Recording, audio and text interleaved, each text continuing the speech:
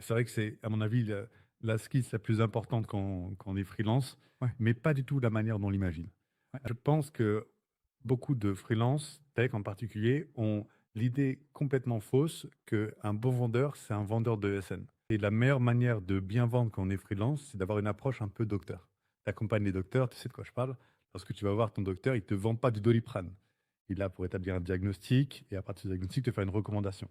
ouais, c'est clair. Il faut que les deux textes se parlent. Exactement. Ouais. Et en fait, à partir du moment où on a compris un peu les patterns, les questions à poser et qu'on sait structurer finalement une phase d'échange, de curiosité sur un besoin ou sur un projet technique, que le freelance a bien compris ça, eh ben, il vend beaucoup plus, beaucoup mieux qu'un tech de SN. Et j'aimerais bien profiter de ce podcast pour casser un peu cette idée reçue parce que n'importe quel freelance tech peut être un excellent. Excellent vendeur. Exactement. Ouais, bien sûr. Hmm. En fait, il y a un mot dans ton discours qui me parle, c'est le mot expertise. L'expertise, ça fait tout, parce que ça crée et la crédibilité et la confiance. Et en fait, c'est ça la vente, en fait. Complètement. Et une fois qu'on a dit ça, on a tout dit.